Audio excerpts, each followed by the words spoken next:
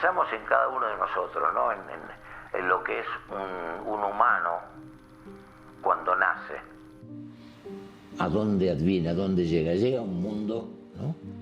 A un mundo que está totalmente organizado, legislado, regido por costumbres, por deseos, ¿no? Está todo lo está esperando. ¿Y qué va a hacer con ese cuerpecito que apareció ahí en escena? Ese nuevo integrante. Bueno, hay que humanizarlo.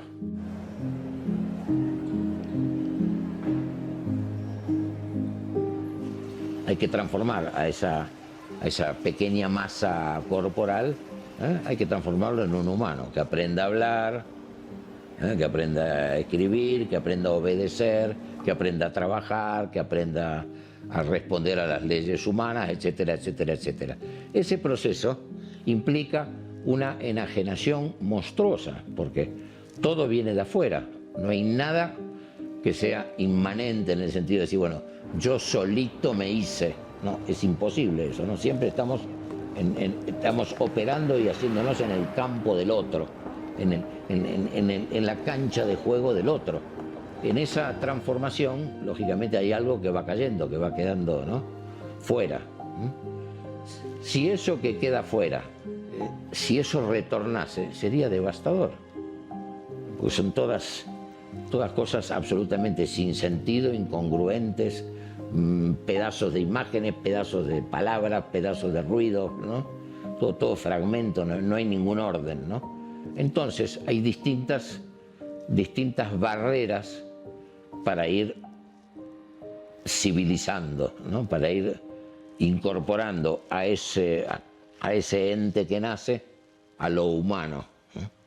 Bueno, esas barreras son, la primera bien organizada y fundamental es el inconsciente. Pero lo fundamental es que esa barrera inconsciente ha operado conteniendo de alguna manera la invasión delirante que sería si estuviésemos permanentemente expuestos al retorno de aquello que es expulsado o rechazado en el origen mismo, ¿no? Hubo un rechazo y una expulsión necesaria para civilizarnos, pero si eso retorna, quedamos arrasados por eso, ¿no es cierto?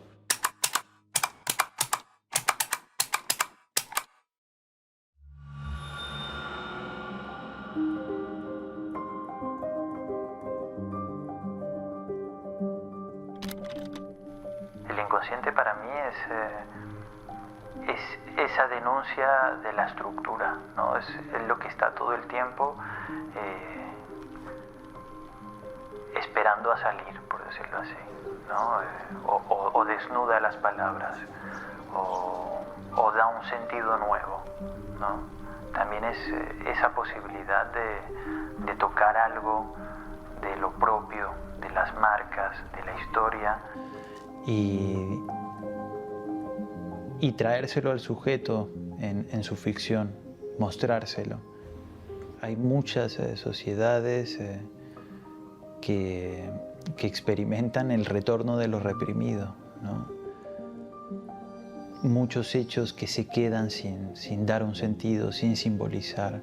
Por eso es tan importante conocer la propia historia para no repetirla, pero sin duda estamos abocados a algo de esto, ¿no? Y en las sociedades en las que hay más represión, más necesidad de callar al otro para conservar privilegios de clases o lo que sea, ahí es cuando encontramos esto, ¿no? La violencia, la imposición, que podemos leer como el retorno de lo reprimido. Siempre va a haber algo que se vuelve a levantar y se vuelve a repetir.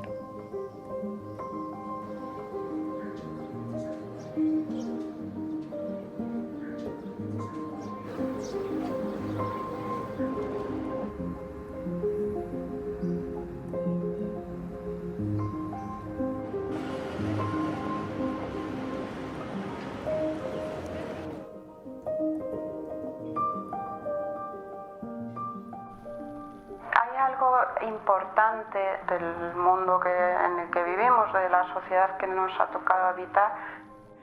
Y que hay una responsabilidad en eso también, de habitar la sociedad que vivimos, no quedarnos solo en la práctica y en la consulta. Hay un fuera en el que todos estamos, los pacientes y nosotros. Y hay algo que está negando el peso de las palabras, ¿no? Esto de los fake news, la posverdad, todas estas cosas de que se pueda decir cualquier cosa. No importa, da igual, al día siguiente se va a decir otra cosa y a nadie le va a importar, no tiene ningún peso. Esto está eliminando el peso de las palabras, negándolo, pero también está eliminando lo más singular de cada uno. Y el problema de negar lo más singular en ese uniformizarnos, en ese todos iguales, es que se genera, hay como un empuje a un odio de lo que representa el otro, o sea, de lo más singular de cada uno. El odio, la xenofobia, los movimientos xenófobos y los movimientos de odio que nos invaden cada vez más tienen que ver con no poder soportar el goce del otro, al final con no poder soportar el goce propio.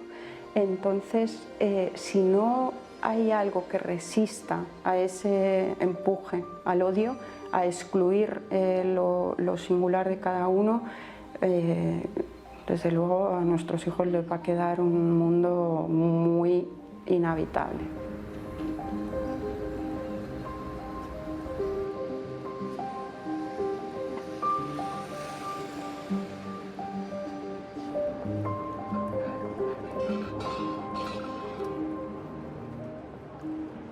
La apuesta por el psicoanálisis tiene que ver con eso, tiene que ver con una manera de defender lo propio de cada uno y que eso, a través de lo propio de cada uno se pueda articular en un lazo con otros y en un proyecto con otros por una sociedad mejor o más justa o más habitable para todos, que todos podamos crecer. ¿Crecemos juntos o no crecemos, no?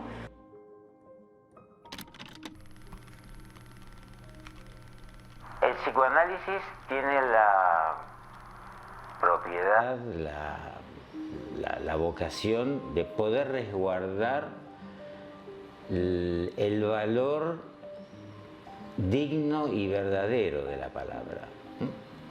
Creo que es uno de los pocos espacios de experiencia en donde todavía conceptos como la palabra, la verdad, la ética, conservan un sentido, en un momento en donde todo eso, para utilizar un poco la terminología de Bauman, se va disolviendo, se va liquificando, y creo que el psicoanálisis, del cual tampoco a título personal espero que vaya a producir ningún milagro histórico, dado que su alcance es pequeño en la proporción a todos los discursos y dispositivos y formas de intervención que existen en el mundo y que van en aumento, en su corta medida y en su pequeña dimensión, me parece que es la oportunidad que tenemos donde algo de esa dignidad de lo humano, esa dignidad ética, pueda prolongarse un tiempo más hasta que ya también desaparezca con la corriente que actualmente conduce a toda la humanidad en una dirección de la cual ni quiero ser demasiado pesimista, pero que creo que la realidad nos va mostrando que tampoco contiene cosas muy esperanzadoras. Yo estoy preocupada, estoy preocupada por el mundo en el que vivimos, ¿no? Yo creo que todos somos conscientes que además estamos atravesando una pandemia mundial que nos ha hecho más evidente este mundo capitalista donde vivimos, donde nos empuja al exceso, al consumo, ¿no? Y a lo mejor en eso sí me considero una militante del psicoanálisis, porque sí me parece una forma de habitar el mundo que cuestione esta inercia que llevamos, ¿no?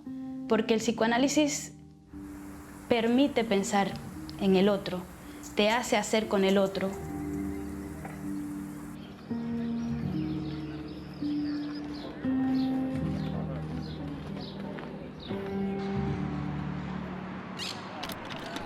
Creo que hay una narcotización de la sociedad, tanto con la droga legal como la ilegal, y con el alcohol, por supuesto.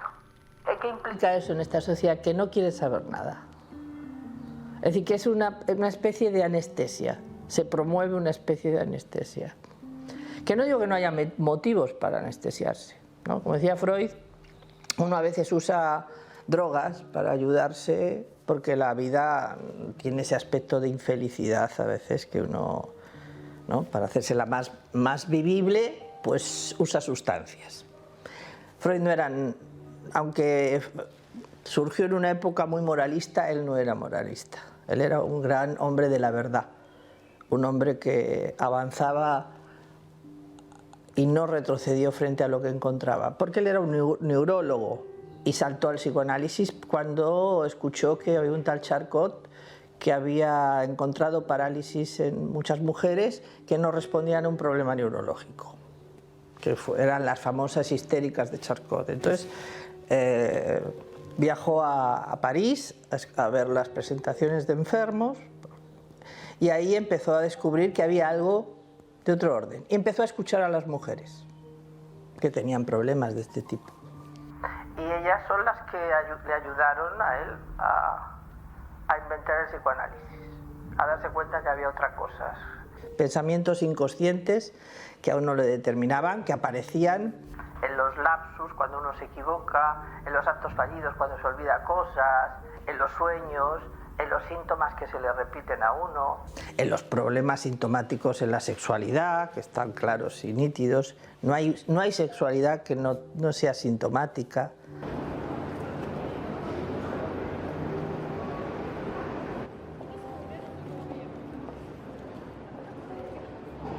Como todo lo que se ha formulado en psicoanálisis, es a partir de escuchar a las mujeres en el diván.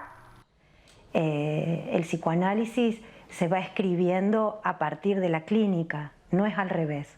No es una teoría que se busca confirmar en la clínica, sino que el movimiento es el contrario. En la Viena de aquella época, dar la palabra a las mujeres era todo un acto subversivo, y él lo hizo. Mujeres que hacían síntomas y que tenían a los médicos totalmente desorientados de cuáles eran las causas de lo que afectaba a los cuerpos de estas mujeres. Y fue Freud el primero que las hizo hablar, fue el primero en que les dio la palabra y el que las escuchó. Y a partir de eso vino todo lo demás. Lacan dice que la mujer con mayúsculas, como un universal, solamente existe en el sueño de los hombres. Solo en el sueño de un hombre puede existir la mujer con mayúsculas. Que lo que hay son mujeres una por una.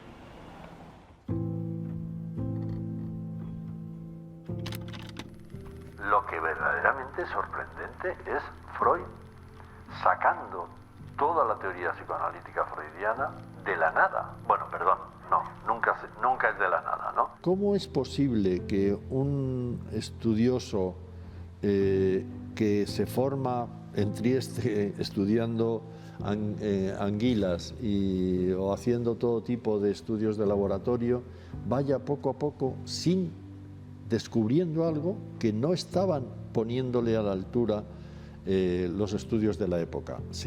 Hay una cosa muy bonita, hay un par de libros apasionantes en donde se muestra cómo él se apoya, es decir, se apoya y se mete de lleno en determinados estudios de la época para luego salirse y seguir su viaje él solo.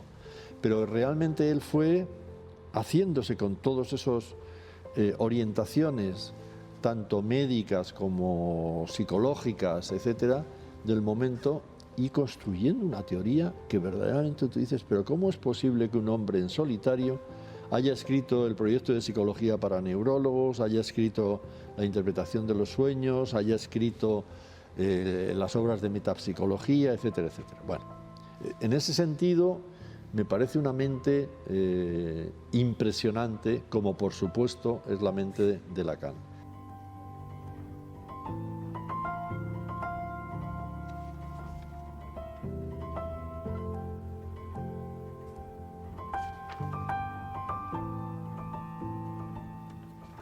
Lacan era un desafío intelectual muy grande. Por empezar, había que aceptar leer sin entender y darse un tiempo muy prolongado para poder comprenderlo. El peronismo nos había habituado a descifrar. Había que descifrar todo. Perón, ¿para quién hablaba? Esa locura, porque es una verdadera locura el infierno interpretativo del peronismo, en cierta forma encontraba un nuevo momento de elaboración con Lacan acerca de cómo era que se podía entender eso. Para mí fue una metáfora Lacan, un lugar en donde uno podía ser psicoanalista sin ser un idiota, es decir, sin quedarse reducido pura y exclusivamente a una profesión. En Lacan estaban presentes los filósofos contemporáneos, los filósofos clásicos, inclusive Marx, y había, con el propósito que tenía Lacan de elaborar la experiencia analítica, sin embargo, estaba siempre situado como en una frontera distinta.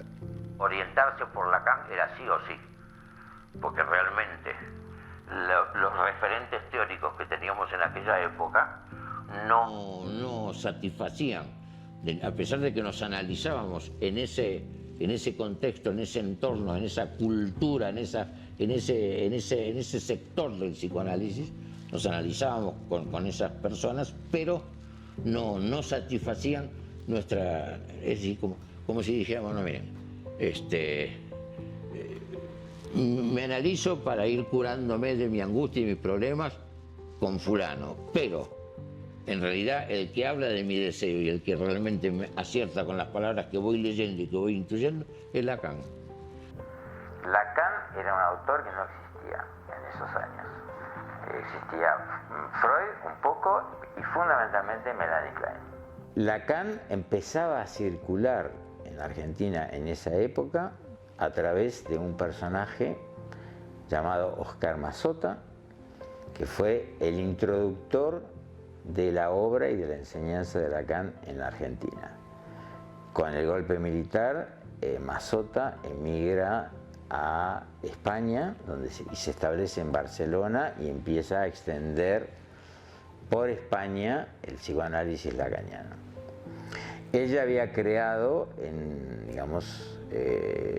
la época en que empieza su enseñanza en Argentina, había creado sus primeros grupos de estudios, de los que surgieron figuras muy destacadas que hoy en día, tienen un renombre internacional. Bueno, Lacan, primero, es un gran lector de Freud. Es el verdadero lector de Freud.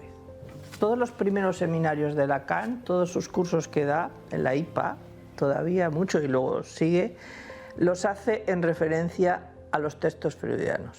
Se vale de ahí y vuelve a recuperar lo que él cree que los postfreudianos, los alumnos más directos de Freud, olvidaron, dejaron en el olvido.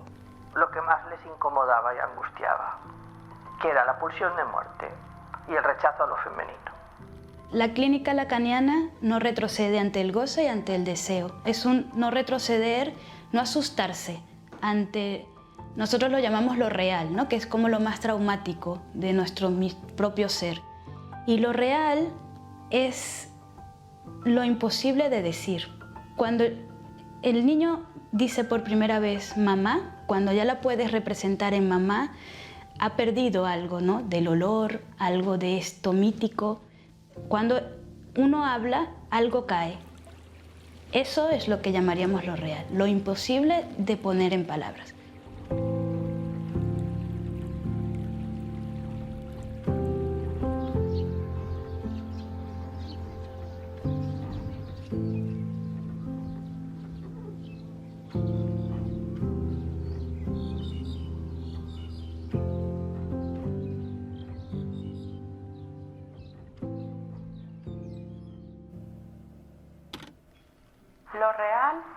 lo posible esperando que se escriba. En esta frase hay la posibilidad de que algo cambie, de que algo de lo que para cada uno entra en una repetición pueda reducirse a lo más singular, que no va a cambiar, pero hay muchas cosas que sí que se pueden despejar, muchas identificaciones, muchos pesos que sí que se pueden, bueno, al menos flexibilizar. Y para eso hace falta un analista. Tiene que haber un psicoanalista que pueda escuchar orientado de esa manera, orientado por un real que tiene que ver con lo más singular de cada uno. Que no se deje distraer por el brillo de los semblantes, de a lo mejor una apariencia de funcionamiento, porque muchas veces cuando el síntoma es muy evidente, ¿no? Es más sencillo, de bueno, esto es lo que está haciendo obstáculo, pero hay algo cuando parece que todo funciona, que es más difícil, hay que escuchar más allá. No basta con, ¿no? Está fenomenal, todo va bien. A lo mejor no va tan bien. La satisfacción también puede estar en el displacer, en el malestar, en el sufrimiento, en el repetir una y otra vez lo que a uno le hace daño. Cuando Freud, en su texto Más allá del principio del placer, decide que es más originaria la repetición que buscar el placer. Durante todo un periodo Freud pensaba que el inconsciente buscaba el placer incluso en las experiencias displacenteras. No es que él cancele definitivamente esa idea, pero sí afronta una idea, incluso usa el término de Nietzsche, el eterno retorno de lo mismo, para afrontar ese punto de vista clínico sobre cómo opera la repetición en la vida de los sujetos.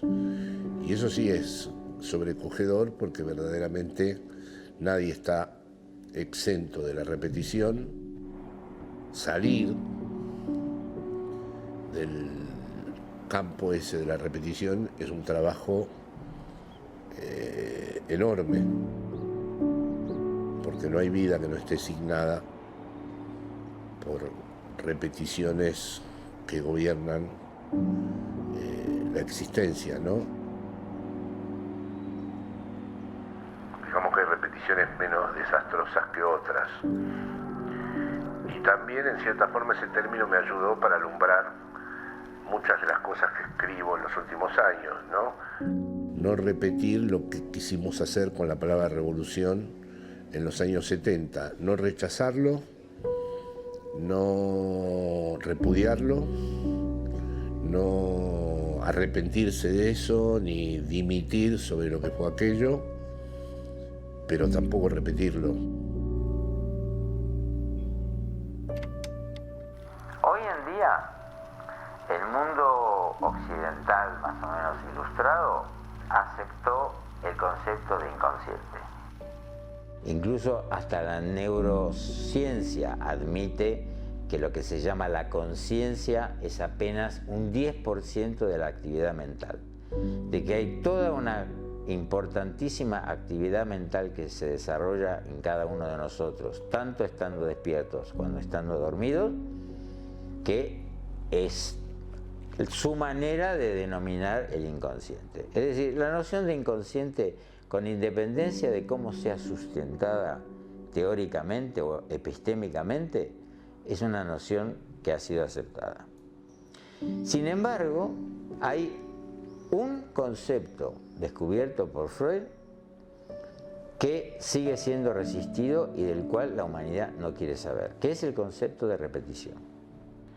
El concepto de repetición, que está directamente vinculado al concepto de pulsión de muerte, como lo evoqué antes, de que aparentemente actuamos en búsqueda de aquello que nos hace bien, en muchísimas ocasiones estamos secretamente, o no tan secretamente, cautivos de algo que trabaja o bien de forma silenciosa o bien de forma espectacular por algo que no sigue las reglas del placer, sino que nos encamina hacia nuestra propia perdición. El ser humano no aprende nada, nunca, jamás. ¿Qué quiero decir con esto? Por supuesto, puede adquirir conocimientos intelectuales, muchísimos. La gente puede ser erudita. Cuando digo que el ser humano no aprende, digamos, es que salvo a través de una tarea muy laboriosa de un psicoanálisis, el sujeto verdaderamente va a poder lograr no volver a cometer el mismo error que repite una y otra vez. Es decir, el proyecto que una vez más va a fracasar, la elección de objeto sentimental o amoroso o sexual que va a romperse porque otra vez se va a repetir el mismo esquema, el negocio que ya desde el primer día está asignado por el fracaso, pero que no obstante el sujeto se va a empeñar en hacerlo, convencido de que esta vez sí va a ser un éxito, y así la repetición nunca se repite exactamente de una forma calcada, nunca se repite de la misma manera. Creo que la repetición es, en cierta forma, algo a lo que la técnica, los avances científicos, los avances farmacológicos no pueden conmover, no pueden tocar sin eliminar al sujeto, ¿no? Porque la repetición es algo que sí, que a lo mejor va de la mano de un fantasma, va de la mano de tropezar siempre con la misma piedra, va de la mano del goce, va de la mano de cosas también más mortíferas, repeticiones ya directamente tanáticas, al sinsentido, a la muerte, a la violencia. Pero creo que la técnica todavía no ha llegado a tocar eso sin eliminar al sujeto. Y esto es lo complicado, ¿no? Y lo complejo de nosotros como seres humanos, que en este deseo de vivir, a veces a la par, tenemos acompañado un deseo mortífero, pero no solo es de muerte de que nos queremos matar, que también puede aparecer, sino que hay algo del construir y destruir que van de la mano, ¿no? Y esto es un poco el equilibrio en el que nos movemos en la vida, ¿no? Si es que lo logramos, ese equilibrio, pero más o menos vamos ahí como jugando, ¿no? Con esto pulsional. Y Freud tenía muy claro, y Lacan también, de que lo único que puede hacer de límite a la pulsión de muerte, al tánatos que cada uno llevamos dentro, es el eros. Es por la vía del amor. Es muy difícil la vida para un ser hablante que no haya podido acceder a algo del orden de la experiencia del amor, que los hay. El goce lacaniano está ligado a esa pulsión de muerte, que es una pulsión que se vive con sufrimiento, que es lo que decía de Freud, el placer en el displacer, ¿no? La pulsión es un tema absolutamente central, es un tema que marca diferencias entre un tipo de psicoanálisis, no digo lacaniano freudiano, sino digo, antes hablaba del psicoanálisis representacional, de la intersubjetividad, etc. Ahí el tema de la pulsión no les cuadra, y no digamos la pulsión de muerte.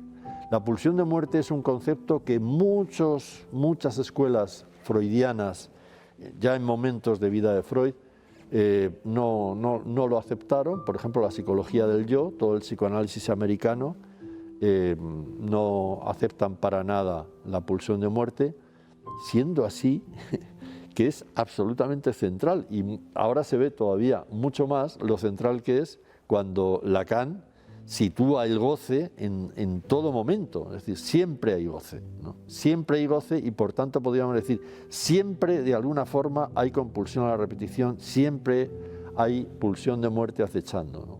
¿Dónde empieza el placer? ¿Dónde continúa el displacer?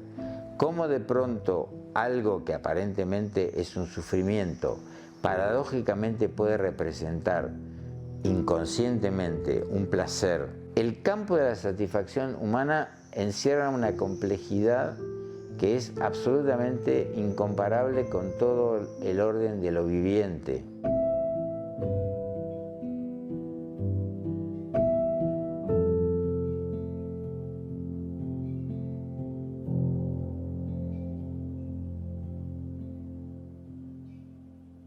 Freud se sirve mucho de la mitología griega para intentar hacer metáforas, ¿no? de las formulaciones que él va haciendo, ¿no? Tánatos en tanto que el dios de la muerte, ¿no? Que lo que representa la muerte y la destrucción, no solamente la destrucción del otro, la autodestrucción también, ¿no? Si se da rienda suelta a la pulsión de muerte de cada uno, el destino es el autoaniquilamiento.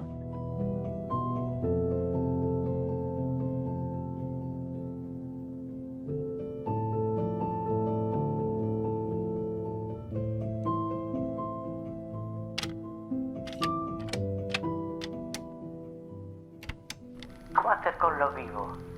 Si uno no estuviera sólidamente apoyado sobre esta certeza de que eso terminará, ¿acaso podrían ustedes soportar esta historia? Entonces a mí esto es siempre lo que me ha quedado de la conferencia de Lovaina, ¿no? Soportar la vida, no tanto enfrentarse con la muerte, sino soportar la vida. Y yo creo que la vida es un poco más digna cuando uno se pierde menos a sí mismo. Pero claro, llegar al final de tu vida y decir he vivido una vida que no entiendo nada de ella y que no sé por qué la he vivido, no debe ser muy interesante. ¿No? Porque es esta cuestión, ¿no? No digo que uno pueda decir al final de la vida, ¡ay, qué maravilla ha sido mi vida y todo ha sido perfecto! No, no. Pero bueno, pero sabe uno de ciertos componentes por lo que fue por un lado, de por qué dejó eso otro, de que ahí se equivocó y dejó eso otro cuando en realidad no tendría que haberlo dejado, pero lo asume, lo hace suyo, ¿no? Eso hacen los poetas, eso hacen los escritores, eso hacen, ¿no? Y eso es muy interesante. El no afrontar los propios fantasmas, el no afrontar la propia repetición, el no hacer un alto y seguir negando, seguir tropezando siempre con la misma piedra. Yo creo que en ese sentido, así es como yo la entiendo. El psicoanálisis está hecho para despertar, ¿no? Para abrir los ojos. Desde la posición siempre de poner la mano, ¿no? Dar un lugar para que una persona, para que un sujeto, un parletre, ya diría Lacan al final de su enseñanza, pueda hablar, pueda encontrarse, ¿no? Encontrar con lo real de su estructura, encontrarse con algo de lo singular y sobre todo saber qué hacer con eso, ¿no? Hay un saber hacer en el psicoanálisis. Uno a veces piensa que va al psicoanalista solo a llorar y a estar triste, ¿no? También hay momentos de satisfacción, de decir, oh, vale, puedo estar en otra posición, vale, puedo cortar esto, ¿no? Puedo salir de esta cosa melancólica o puedo dejar de sentirme la pobre, ¿no? Y esto genera satisfacción y es en esta posición de analizante que uno lo puede vivir.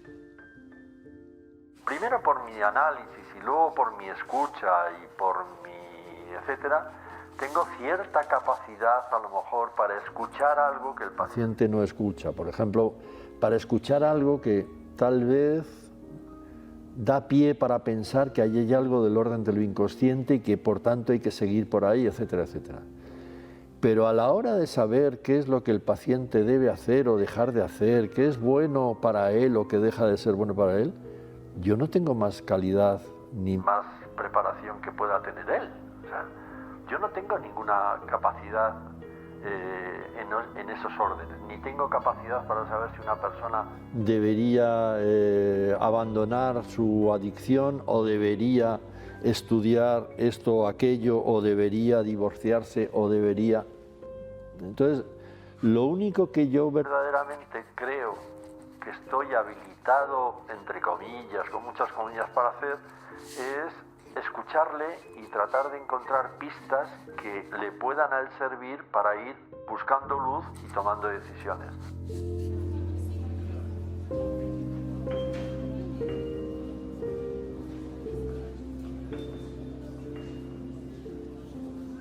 El psicoanálisis está hecho para las personas que se toman la existencia en serio. Esa frase para mí es una guía que no me ha abandonado y es como un lema. Como decía Cesare Pavese, sufrir no vuelve a nadie ni más inteligente ni más talentoso. Gran parte, digamos, de lo que es aprender a vivir, que es una tarea interminable,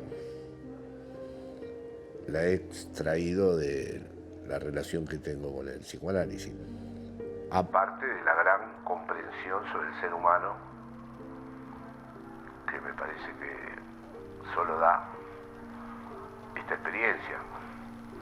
Puede ser que haya otras vidas donde la lucidez y la capacidad de captar y la sensibilidad entiendan muchas cosas, pero el psicoanálisis, a base de escuchar a tanta gente tan especial, porque cada caso es siempre muy especial y muy singular, te va dando una manera de entender a los seres humanos y tratar de entenderse a uno mismo que es muy, muy especial, ¿no? Y ese creo que fue otro... Hay algo del psicoanálisis que no se aprende en los libros. A mí me parece que es como una música que siempre llevo en la cabeza, que no siempre actúa porque no voy a estar... Normalmente no hago de psicoanalista, además. En mi vida en la calle es una vida muy de la calle. Y me relaciono además con personas, con hombres y mujeres muy diversos, ¿no? Pero sí, a mí me ha dado esa posibilidad, ¿no?